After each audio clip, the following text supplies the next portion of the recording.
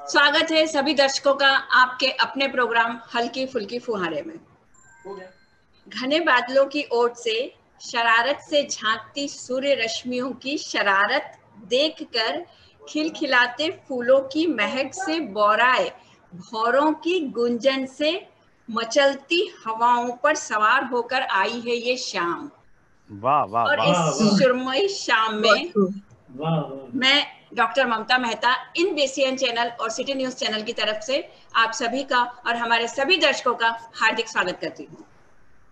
आज अपनी काव्य फुहारों से हमें भिगोने यानी कि अपने गीत गजलों का सैनिटाइजर लेकर हमें रिफ्रेश करने के लिए आए हैं हमारे बीच में। झालावाड़ राजस्थान से हैं अनिल जी उपहार, अनिल जी जैन उपहार। पूना महाराष्ट्र से हमारे बीच में है डॉक्टर अलका जी पोद्दार। अकोला महाराष्ट्र से श्री कृष्ण कुमार शर्मा और फर्रुखाबाद उत्तर प्रदेश से आज हमारे बीच में है हेमंत जी राजपूत। तो चलिए अब बढ़ाएं कार्यक्रम को आगे, शुरुआत करें। इजाजत है आप सभी की? निश्चित। चलिए शुरुआत करते हुए। विभिन्न पत्र पत्रिकाओं में अनेक रचनाएं प्रकाशित, दिल्ली दूरदर्शन से 3 बार राष्ट्रीय कवि सम्मेलन का संचालन जिसका 112 देशों में प्रसारण हुआ है। ऐसे प्रसिद्ध मंच संचालक, अपने गीतों से दर्शकों के दिलों पर अमिट छाप छोड़ने वाले गीतकार अनिल जी जैन को मैं आमंत्रित कर रही हूँ इन पंक्तियों के साथ में। अनिल जी आपके लिए स्पेशल। जी जी जी। खिले खिले फूल पात हैं खिली खिली बहार, जगह भी आज वही चुनी है। खिले खिले फूल पात हैं खिली खिली बहार, धानी चूनर ओढ़ कर धरा कर रही श्रृंगार, बूंदों की थापों पर थिरकते पंछी मिलाए ताल, बूंदों की थापों पर थिरकते पंछी मिलाए ताल और गुनगुनाती फिजा ने पाया ये अनिल उपहार। आइए अनिल जी, स्वागत है आपका। आइए अनिल जी। बहुत बहुत धन्यवाद। और सभी दर्शकों को, सभी कवि मित्रों को मैं अपने कोटिशः वंदन निवेदित करते हुए आज इस शानदार सारस्वत कार्यक्रम में अपनी उपस्थिति इन 4 पंक्तियों से दर्ज करवाना चाहता हूँ आपसे।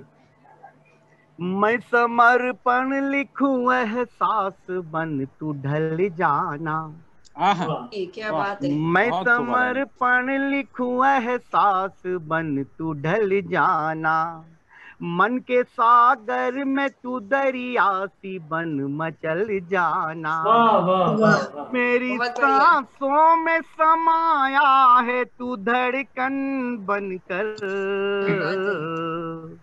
मेरी सांसों में समाया है तू धड़कन बनकर, चाहे बदले ये जमाना न तुम बदल जाना, बदले ये जमाना न तुम बदल जाना। और ये 4 पंक्तियां और देखें, प्रेम की पराकाष्ठा, प्रेम की निर्मलता, प्रेम की पवित्रता क्या हो सकती है। 4 पंक्तियां और रखता हूँ जी। मैंने हर गीत गजल में तुम्ही को गाया है, मैंने हर गीत गजल में तुम्ही को गाया है, क्या बात है अनिल जी। रहूं कहीं भी मगर साथ तेरा साया है, बेवफा कह के बुलाऊं तो बुलाऊं कैसे, प्यार करने का हुनर भी तो तुमसे पाया, करने का हुनर भी तो तुमसे पाया। और एक गीत आपके श्री चरणों में रखना चाहता हूँ। स्वागत है आदरणीय।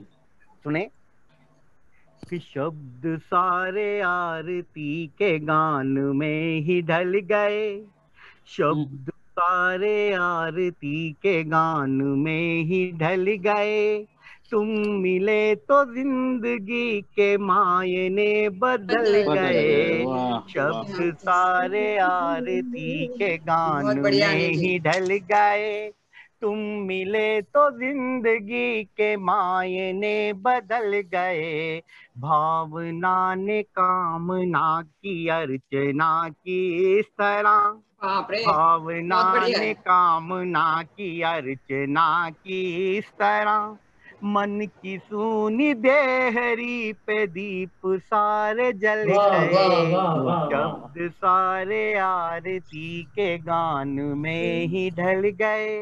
गीत का पहला बंद जी नेह निमंत्रण मिला, नेह निमंत्रण मिला जब हृदय की ओर से, नेह निमंत्रण मिला जब हृदय की ओर से, और मन की कलियां महक उठी स्वागत में भोर के। एक छुवन के वास्ते, एक छुवन के वास्ते दो नयन मचल गए, तुम मिले तो जिंदगी के मायने बदल गए। शब्द सारे आरती के गान में ही ढल गए, तुम मिले तो जिंदगी के मायने बदल गए। गीत का अगला बंद जी बेड़ियां रवायतों की टूट कर बिखर गई, बेड़ियां रवायतों की टूट कर बिखर गई, और धड़कनों ने साज छेड़े जिंदगी संवर गई।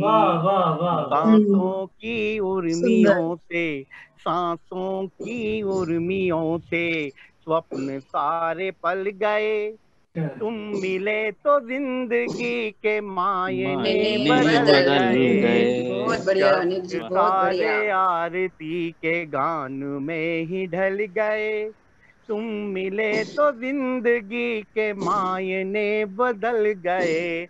और प्रेम में कहीं कहीं ऐसा भी होता है जिसे हम महसूस करते हैं, अनुभव करते हैं।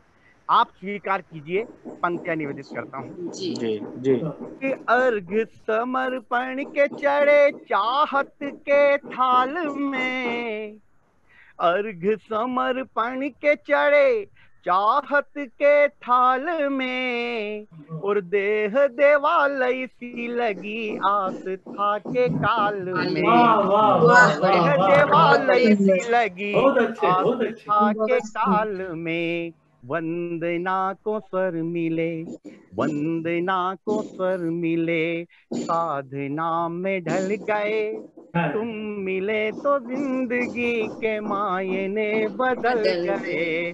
शब्द सारे आरती के गान में ही ढल गए, तुम मिले तो जिंदगी के मायने बदल गए।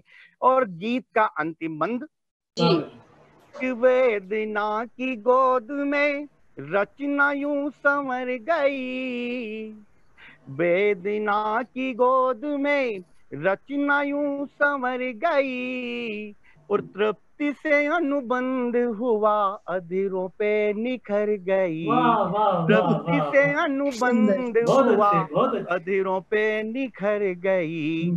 सपनों को पंख मिले, सपनों को पंख मिले, सपनों को पंख मिले, पंछी से उड़ गए, तुम मिले तो जिंदगी के मायने बदल गए। बहुत बढ़िया, सारे आरती के गान में ही ढल गए, तुम मिले तो जिंदगी के मायने बदल गए।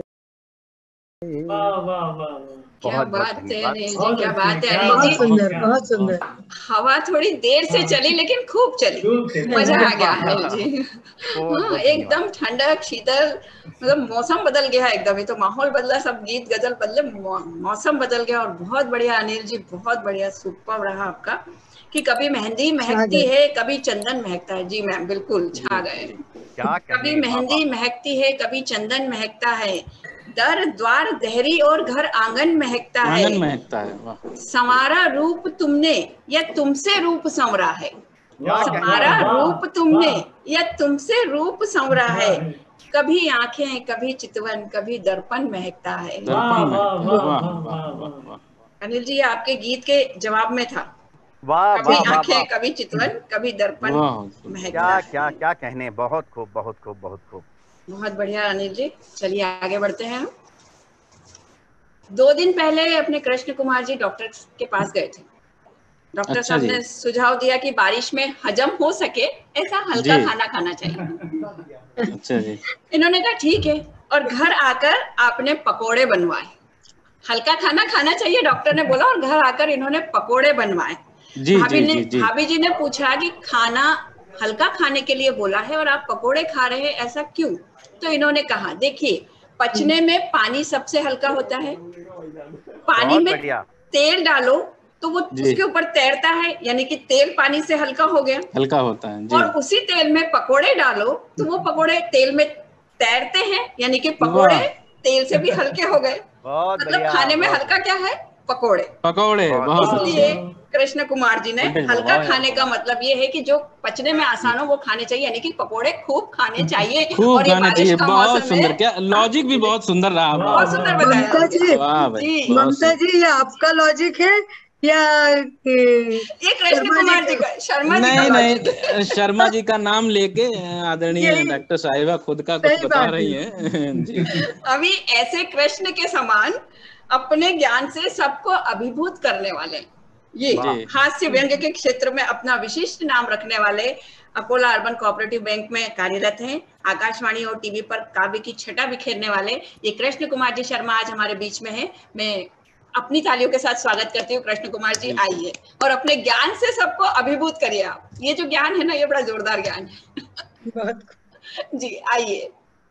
बहुत बहुत धन्यवाद ममता जी आपका।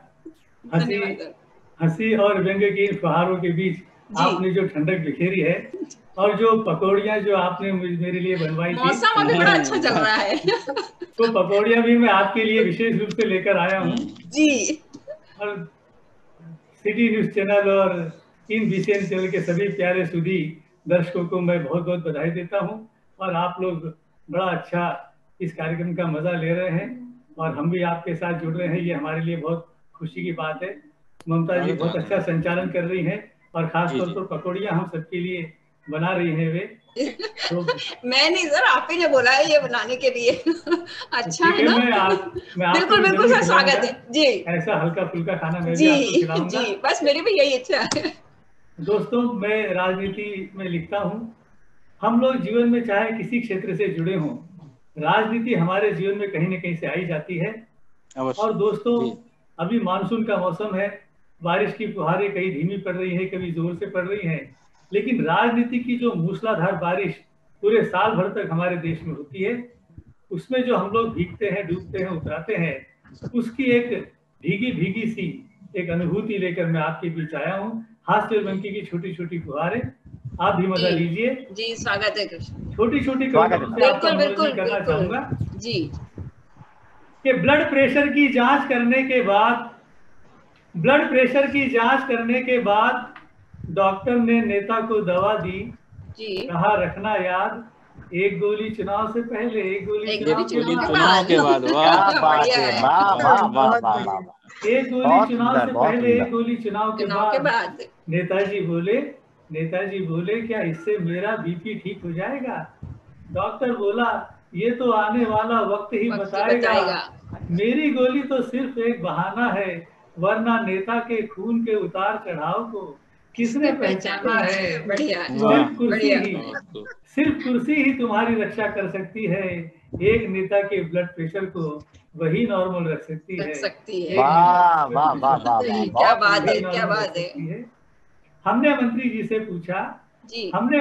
से पूछा भारत अंतरराष्ट्रीय खेलों में और खेलों में तो हार जाता है, लेकिन कबड्डी में स्वर्ण पदक जीत कर लाता है, वर्ल्ड कप जीत कर लाता है, हमारी सफलता का राज बताइए। मंत्री जी बोले क्या तुम इतना भी नहीं जानते? कबड्डी में जीतने के लिए सामने वाले की टांग खींचनी पड़ती है। कबड्डी में जीतने के लिए सामने वाले की टांग खींचनी पड़ती है। जो जितनी ताकत से अपने विरोधी की टांग खींचेगा वह उतना ही सफल रहेगा। हमारी इस छोटी सी जीत का कारण शायद तुम्हें नहीं पता है कि टांग खींचकर पद और पदक हासिल करना हम हिंदुस्तानियों की सबसे बड़ी विशेषता है। पुरानी परंपरा है। बहुत बढ़िया व्यंग है कृष्ण शर्मा जी, बहुत बढ़िया व्यंग है ये हमारे खत में वही है, एक दूसरे की टांग खींचने में सटीक व्यंग है। और ऐसे टांग खींचू नेताओं का जन्म हमारे देश में कैसे होता है जी। एक रचना के माध्यम से नेता की डिलीवरी देखें जी। कि पेड़ की जिस डाली पर उल्लू बैठा करता था, एक दिन जब वही डाल कुर्सी बनाने के लिए काटी जा रही थी, तब डाल रोने लगी, मोटे मोटे आंसू ढोने लगी। रोते रोते उल्लू से बोली, प्रिय तुम्हारा मेरा इतना ही साथ था, मेरी याद में आंसू मत बहाना, हो सके तो मुझे भूल जाना। उल्लू बोला, ऐसा हो नहीं सकता, मैं तुम्हें किसी कीमत पर खो नहीं सकता, और रूप तुम्हारा बदला है तो मैं भी रूप बदल लूंगा, पर तुम्हारे कुर्सी हो जाने के बाद भी तुम पर तो मैं ही बैठूंगा। तो मैं ही बैठूंगा। बहुत बढ़िया, बहुत सुंदर, बहुत सुंदर। और एक व्यंग मेरे मन का आपको सुनाने का है जी, आपका ध्यान चाहूंगा जी बिल्कुल। कि राष्ट्रीय साक्षरता मिशन की चपेट में आकर एक अंगूठे से कहा हमने मुस्कुराकर, राष्ट्रीय साक्षरता मिशन की चपेट में आकर एक अंगूठे से कहा हमने मुस्कुराकर, भाई अंगूठे जरा इधर आओ, अपनी एक पहचान बनाओ, अंगूठा एक कलंक है, इसे मिटाओ। अंगूठा बोला हाथ मिलाओ, अंगूठा बोला हाथ मिलाओ, अंगूठा बोला हाथ मिलाओ, मैं भी बरसों से इसी ताक में हूँ, मैं भी बरसों से इसी ताक में हूँ, अंगूठे से अक्षर बनने की फिराक में हूँ, लेकिन एक बात तो बताइए, मुझ अनपढ़ को जरा समझाइए, अंगूठे से अक्षर बने हुए ये लोग, अंगूठे से अक्षर बने हुए ये लोग, पढ़ लिख कर अकड़ से तने हुए ये लोग, क्या अक्षरों का मर्म पहचानते हैं? क्या अक्षरों का मर्म पहचानते हैं? प्रेम, करुणा और मानवता जैसे शब्दों का सही अर्थ जानते हैं?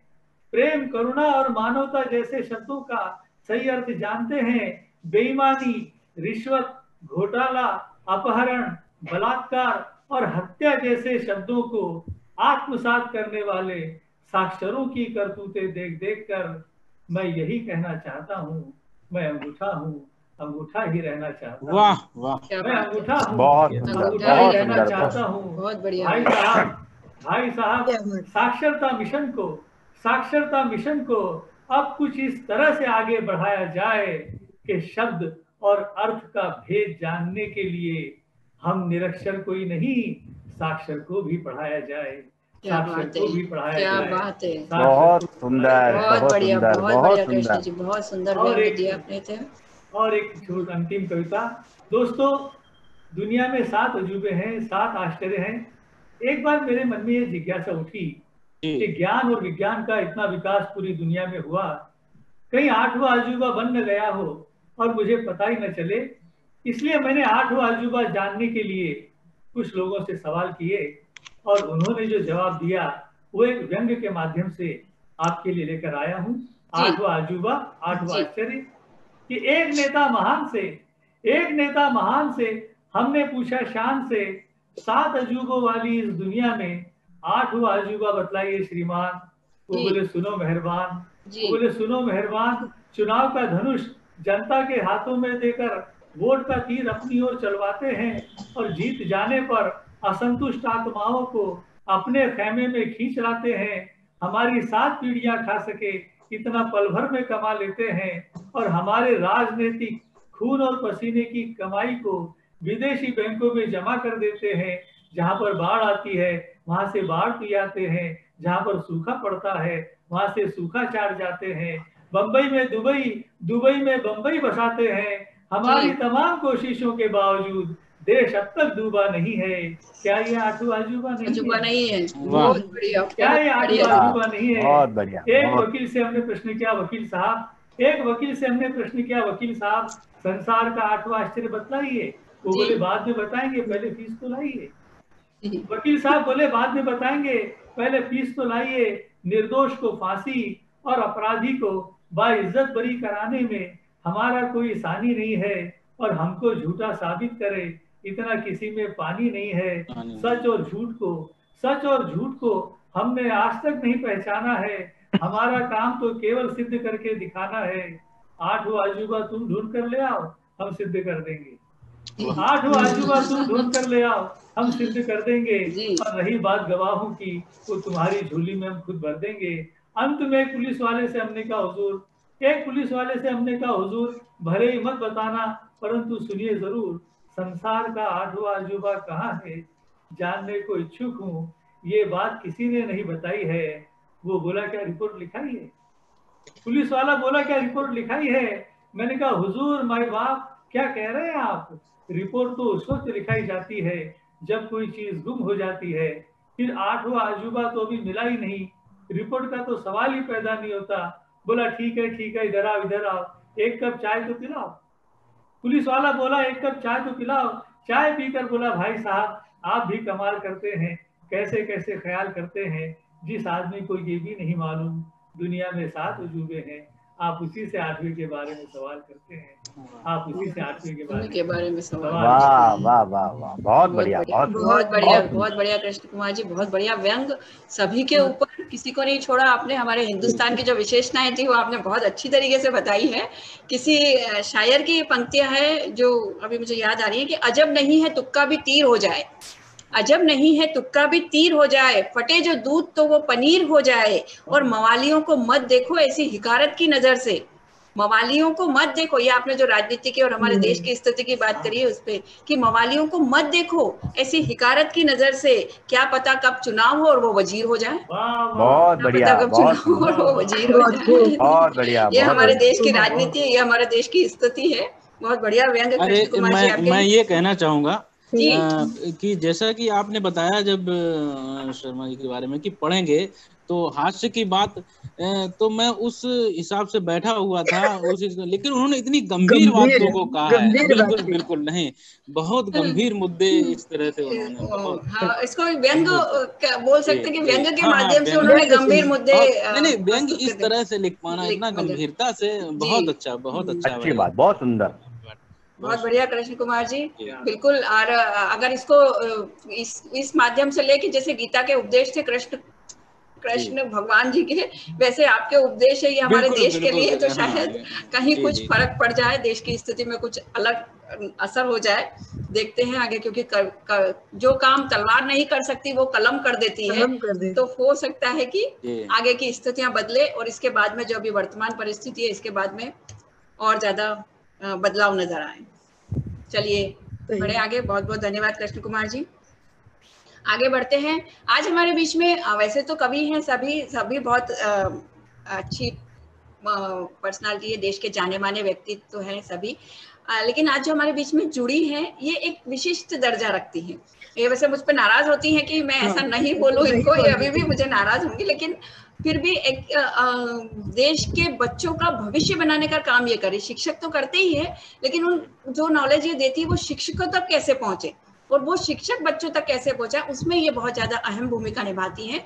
तो इनका परिचय भी थोड़ा सा उसमें मैं देना चाहूंगी कि दुर्ग छत्तीसगढ़ में जन्मी, पली बड़ी और पुणे महाराष्ट्र में इनका निवास है। तो 2 संस्कृतियों का प्रभाव आपके ऊपर है और इसी आधार पर वो पाठ्य पुस्तक निर्मित में भी 2 संस्कृतियों के प्रभाव की बात जितनी आ सके वो उतनी उस निर्मित में डालती हैं, क्योंकि पहली से लेके 12वीं तक की पाठ्य पुस्तक निर्मित हिंदी विषय के लिए और इसके अलावा भी और कई विषय मैडम के पास में है, तो उसमें संस्कृतियों का प्रभाव आए पाठ्य पुस्तक निर्मित में, इसका ये पूरा ध्यान रखती हैं। और पहली से लेकर 12वीं तक की पुस्तक निर्माण में छात्रों के भविष्य का लेकर या उनके विकास को प्रमुख लक्ष्य रहकर इसमें उनके अहम भूमिका का निर्वहन मैम की तरफ से होता है। कई पुरस्कारों से सम्मानित है, जिसमें से मेन इनको जो मिला हुआ पुरस्कार है वो सुरभि साहित्य अकादमी खंडवा द्वारा महादेवी वर्मा पुरस्कार आपको मिला है। अवधि सांस्कृतिक प्रतिष्ठान नेपाल द्वारा साहित्य भूषण पुरस्कार है। सांस्कृतिक मंत्रालय भारत सरकार और हिमाक्षरा के संयुक्त तत्वावधान में नारी गौरव के साथ कई अनेक पुरस्कार और सम्मान डॉक्टर अलका मैम को मिले हुए हैं। नारी सशक्तिकरण की प्रतीक है ये डॉक्टर अलका पोद्दार मैम। मैं डॉक्टर अलका मैम को आमंत्रित करती हूँ कि हर क्षेत्र में मिली विजय, रहा यश और कीर्तिमान। हर क्षेत्र में मिली विजय, मैं भी आपके लिए स्पेशली यहाँ हर क्षेत्र में मिली विजय, रहा यश और कीर्तिमान, शांत सौम्य चेहरे पर हरदम रहती है मुस्कान, खुद को छोटा बताकर सबको ऊंचे स्थान पर बैठाया, खुद को छोटा बताकर सबको ऊंचे स्थान पर बैठाया, स्नेह छलकाती अलका की बस यही है पहचान, स्नेह छलकाती अलका की बस यही पहचान। आइए मैम। धन्यवाद।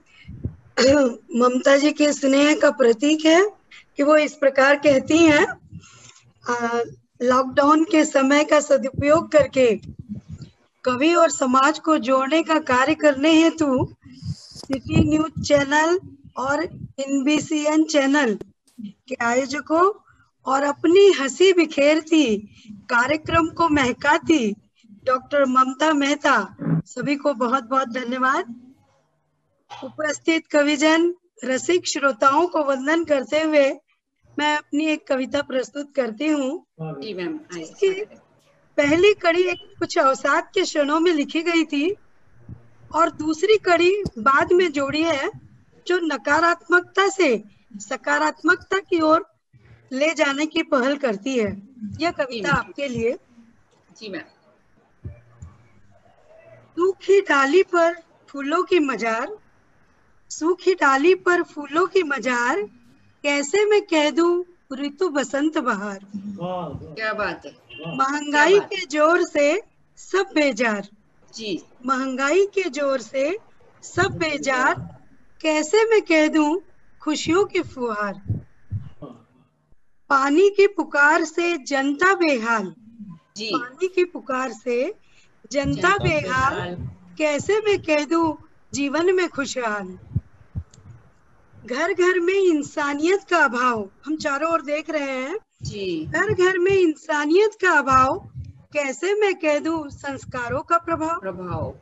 बहुत बढ़िया, बहुत हताश चेहरों पर दुनिया की मार, हताश चेहरों पर दुनिया की मार, कैसे मैं कह दूं रंगों का है संसार। बहुत सुंदर मैम। आत्महत्या का छात्रों पर प्रहार, जी आत्महत्या का छात्रों पर प्रहार, जी, कैसे मैं कह दूं शिक्षा का प्रसार। बहुत सुंदर, बहुत सुंदर मैम। हाँ, लेकिन बाद में मुझे लगा बहुत ही ज्यादा नकारात्मक हो रही है ये, तो फिर भी मैं कहती हूँ मेरा भारत महान, फिर भी मैं कहती हूँ मेरा भारत महान। 100 में से 99 बेईमान, फिर भी मेरा भारत महान। क्योंकि 100 में से जी नहीं, इसके पीछे कारण है और कुछ सकारात्मक कारण है जी। यहाँ हर समस्या का है समाधान जी, शांति प्रेम विश्व बंधुता का है बान। समाज में होता नारी का मान, स्नेह भाईचारे का बसता जान। ये कहीं नहीं दिखाई देता, भारत में ही दिखाई देता है आपको। बिल्कुल। सभी धर्म संस्कृति का सम्मान जी, हमारी एकता की यही पहचान। परिवार में मेल मिलाप का चलन जी, छोटों में बुजुर्गों की रहती शान। जी, गली गली में वीरों की है तान, शहीदों ने नेछावर की है प्राण। जी, तिरंगा झंडा लहराता आसमान, जनगण मन गाता पूरा हिंदुस्तान। इसीलिए मैं कहती हूँ मेरा भारत महान। बहुत बढ़िया मैम, बहुत बढ़िया। क्या है, हमेशा हम लोग सोचते हैं कि ऐसा नहीं हो सकता, परंतु ऐसा नहीं है। और हम अपनी पुस्तकों में यही देने की कोशिश करते हैं कि हमारी भावी पीढ़ी इसी सकारात्मकता को लेकर आगे बढ़े। जी मैम, बिल्कुल सही है ये। जी, वातावरण गंभीर हो गया जी। कवि सम्मेलन का नाम है हल्की फुल्की फव्वारे। तो अभी कोरोना का खूब चर्चा का विषय हो रहा है। यह सही भी है कि भारत में उस पर बहुत हास्य व्यंग की कसा जा रहा है। जी, सभी से मैं निवेदन करती हूँ कि हमने इस संकट को गंभीरता है और उपाय योजना भी कर रहे हैं। मेरा मानना है विपत्ति को रोकर डर कर सहने की अपेक्षा हंसकर डटकर उसका सामना करते रहना चाहिए। जी, वही हम भारतीय कर रहे हैं। जी बिल्कुल, और इसीलिए शायद हम आगे हैं। कुछ पंक्तियां सादर करती हूँ। जी मैम, स्वागत है, आइए। कोरोना वोरोना आते रहते, हाँ इससे भी क्या डरना जी। जी, कोरोना वोरोना आते रहते, इससे भी क्या डरना जी। बिल्कुल। लॉकडाउन के नियम सारे समझकर पालन करना जी, बिल्कुल सही। बैठे रहना घर में साथ सबके, थोड़ा संयम रखना जी। बिल्कुल, बैठे रहना साथ घर में साथ सबके जी, थोड़ा संयम रखना जी। बड़े बुजुर्गों छोटे बच्चे अपने संग आनंद उठाना जी। बड़े बुजुर्गों छोटे बच्चे अपने संग आनंद उठाना जी। सखा सहेली रिश्ते नाते सबसे बतियाते रहना जी। सखा सहेली रिश्ते नाते सबसे बतियाते रहना जी। देखा ना, बीच में आत्महत्या वाले जो प्रकार हो रहे थे, शायद मित्रों की कमी से जी हो रहा था, ऐसा मुझे लगता है। कट जाएंगे दिन रात भी ये, कट जाएंगे दिन रात भी ये, धीरज ऐसा बंधाना जी। डॉक्टर सिपाही शूरवीर हमारे, सम्मान उनका बढ़ाना जी। बिल्कुल सही मैम। डॉक्टर सिपाही शूरवीर हमारे, सम्मान उनका बढ़ाना जी। हंस हंस कर तुलिका से जीवन में रंग भरना जी। हंस हंस कर तुलिका से जीवन में रंग भरना जी। कोरोना वरना आते रहते, इससे भी क्या डरना जी। बहुत सही, बहुत बढ़िया मैम, बिल्कुल बहुत अच्छा है। ये कोरोना के सकारात्मक प्रभाव भी हुए हैं, ऐसी बात नहीं है कि कोरोना ने सिर्फ नकारात्मकता दी है। बहुत सारे लोगों को बहुत कुछ आ गया करने का, कि दरो दीवार पहचानना आ गया। यहाँ पे जितने भी कृष्ण कुमार जी हैं, हेमंत जी, आप अनिल जी, जितने भी हैं, ये सब देखिए कि दरो दीवार पहचानना आ गया, घर को घर बनाना आ गया।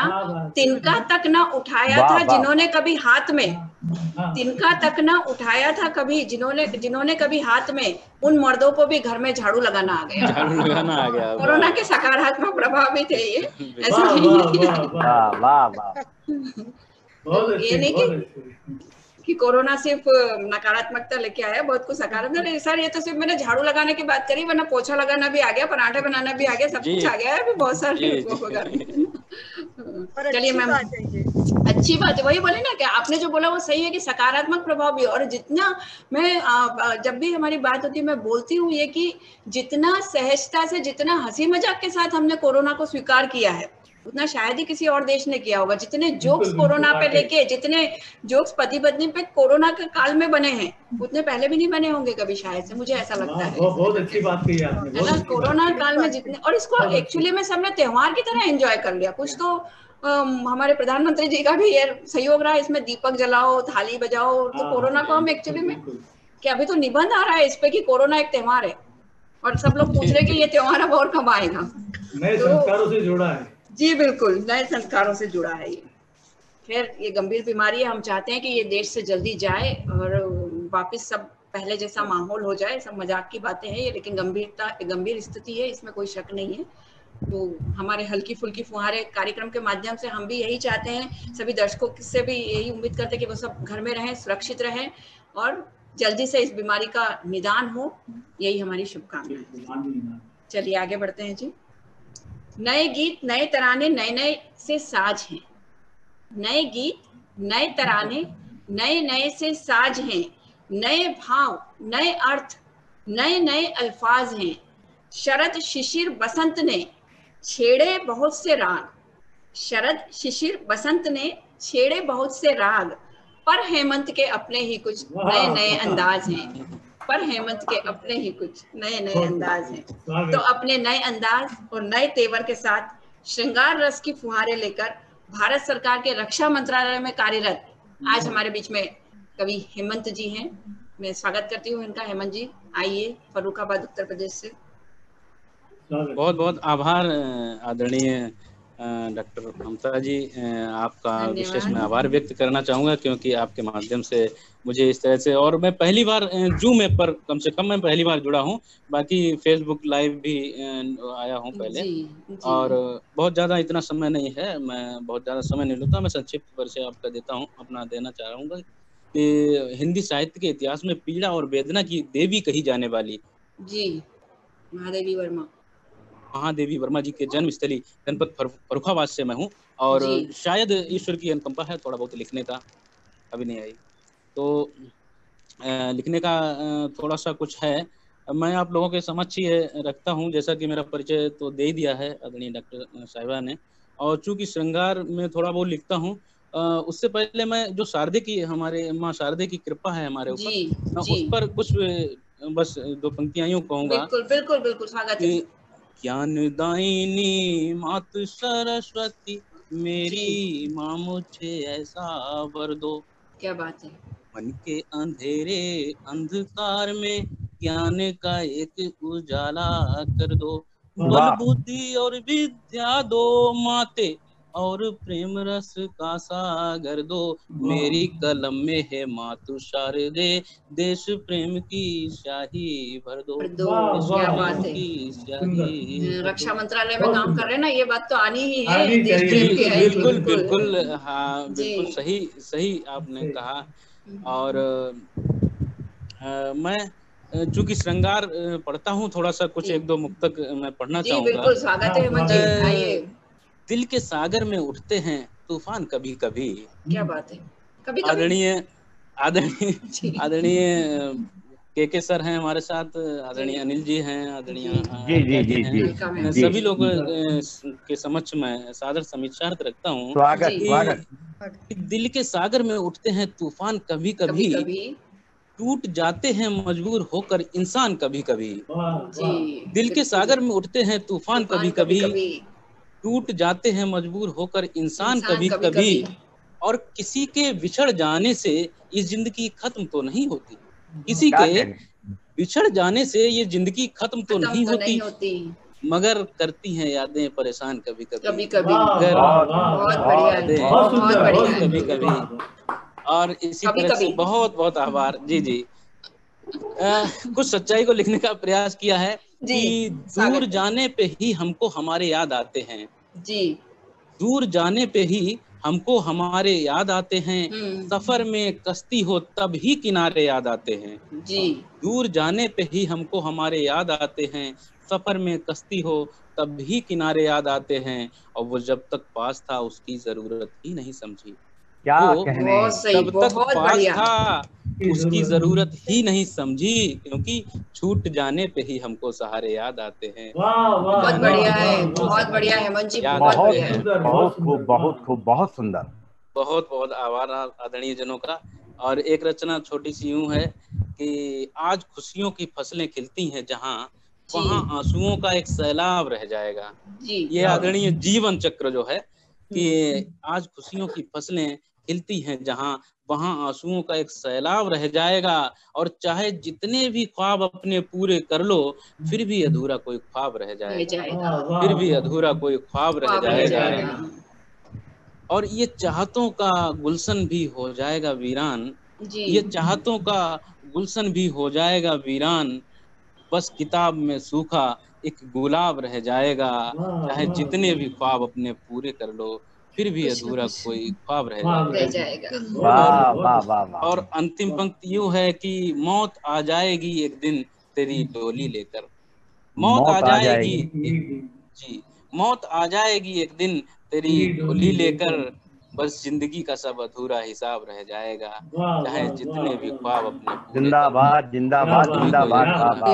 बहुत बढ़िया है हेमंत जी, बहुत बहुत आभार। और मैं आपको बताऊं, इस समय मैं अपने गांव आया हूं फर्रुखाबाद में, मेरी पोस्टिंग अमेठी में है, अमेठी डिस्ट्रिक्ट जो पड़ता है यूपी में ही, वहां पे मेरी पोस्टिंग है। मैं आज अपने गांव आया हूं, गांव में मैं बैठा हुआ हूं, बहुत भीषण गर्मी यहाँ पे पड़ रही है, अभी बारिश नहीं हुई है कई दिनों से। तो गांव में जो हमारे मित्र हैं कभी बैठते हैं, तो गांव की याद जब बाहर जाते हैं कहीं भी शहर में तो याद रहता है। मैं 4 साल कोलकाता में भी रहा हूँ, तो कुछ याद आती है गाँव की, यूं की बाग में बैठ यारों की गुफ्तगू याद आती है। क्या बात है। बाग में बैठ यारों की गुफ्तगू याद आती है, भंवरे की गुनगुन कोयल की कूहू याद आती है, भंवरे की गुनगुन कोयल की कूहू याद आती है, और ये महंगे इत्र की खुशबू हमें बिल्कुल नहीं भाती, ये महंगे इत्र की खुशबू हमें बिल्कुल नहीं भाती, जब भी गांव की मिट्टी की खुशबू याद आती है। क्या बात है। गांव की मिट्टी की खुशबू याद आती है। बहुत सुंदर। क्या कहने हेमंत गाँव भाई, की ओर ले गए आप। बहुत बिल्कुल गांव की सौंधी खुशबू बिल्कुल आ गांव गई। के परिवेश से मैं जुड़ा हुआ हूँ। और अभी कोरोना की बात चली, इस समय ये महामारी चल रही है। कुछ पंक्तियां यूं है, मैंने एक गजल लिखी थी, उसकी कुछ पंक्तियां यूं जोड़ी कि आखिरी सांस तक जो जारी है जी, आखिरी सांस तक जो जारी है, इसी का नाम दुनियादारी है। आखिरी सांस तक जो जारी है, इसी का नाम दुनियादारी है। और आज इंसानियत पे संकट है, आज इंसानियत पे संकट है, इसमें गलती भी तो हमारी है, इसमें गलती भी तो हमारी है।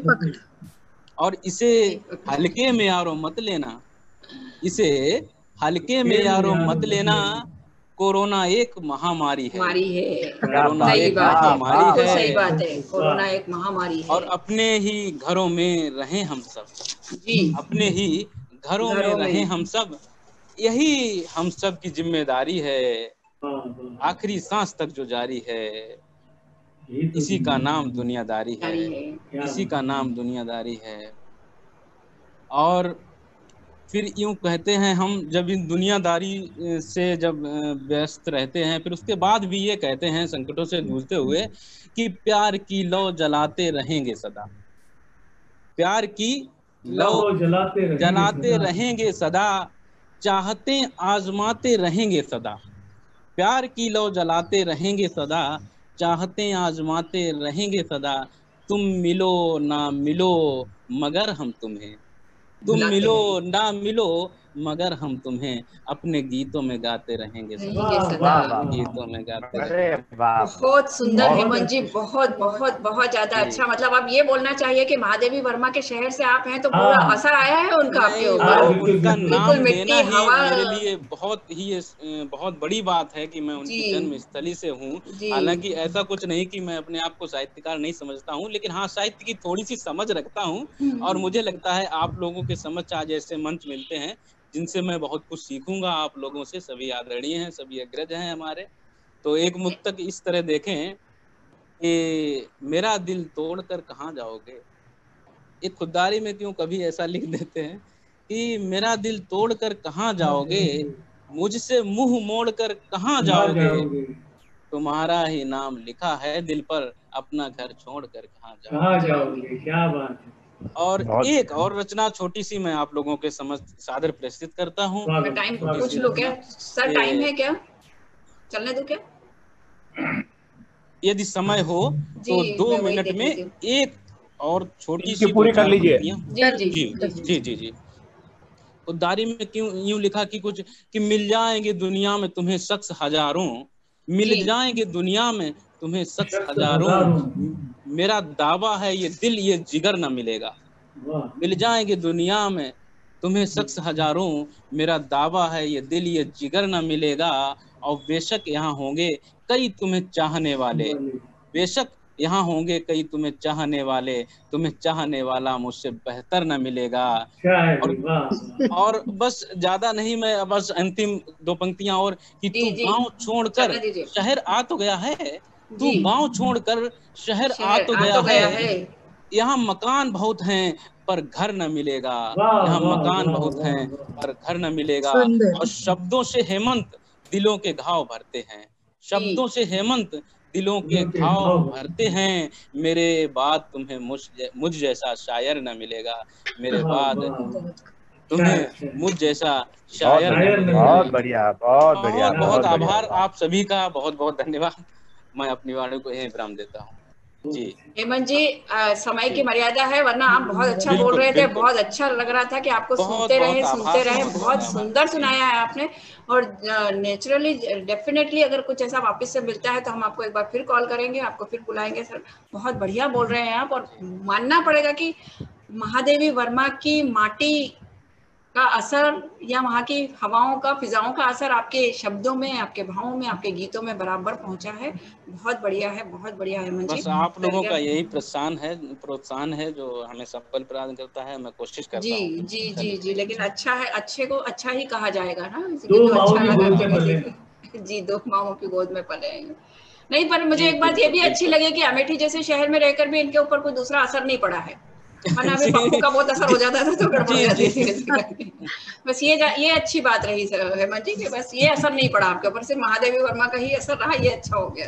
और वही रहना चाहिए, और वही रहना चाहिए कि जख्म सीकर जीने के अंदाज। ये जो आपने अभी बोला ना, कोरोना और जो शहर और गांव, ये कि हम आपके भी जो गीत थे, जो भी कुछ थे श्रृंगार को लेकर, और इसमें संयोग वियोग दोनों ही था कि जख्म सीकर जीने के अंदाज बदल कर रख देंगे, जख्म सीकर जीने के अंदाज बदल कर रख देंगे, दर्द भरे इन गीतों के अल्फाज बदल कर रख देंगे, और माना कि अभी सर्द गर्म है उस रुख बहती हवाओं का, माना कि अभी सर्द गर्म है रुख बहती हवाओं का, इस बदलते मौसम के मिजाज बदल कर रख देंगे, मौसम के मिजाज बदल कर रख देंगे। क्या बात है, वाह वाह ममता जी, क्या कहते हैं। बहुत बढ़िया, बहुत बढ़िया। गजब। चलिए, आज का हमारा प्रोग्राम आप सब लोगों की उपस्थिति में बहुत ज्यादा अच्छा हुआ है, बहुत बढ़िया रहा। अनिल जी, हवा बहुत बढ़िया चली, अनिल जी की गीत गजल बहुत बढ़िया रहे आपके, कृष्ण कुमार शर्मा के फुहारे, व्यंग सटीक बढ़िया। हेमंत जी, आपके गीतों ने तो कमाल कर दिया। हम चाह रहे थे कि आपको कुछ देर और सुने, लेकिन हमारा समय हमें इजाजत नहीं दे रहा है अभी। और अलका जी, आपकी कोरोना और आपकी सकारात्मकता सभी विद्यार्थियों तक ऐसे ही पहुंचती रहे, बस यही हमारी अपेक्षा है, और सभी विद्यार्थी इसका लाभ लेंगे।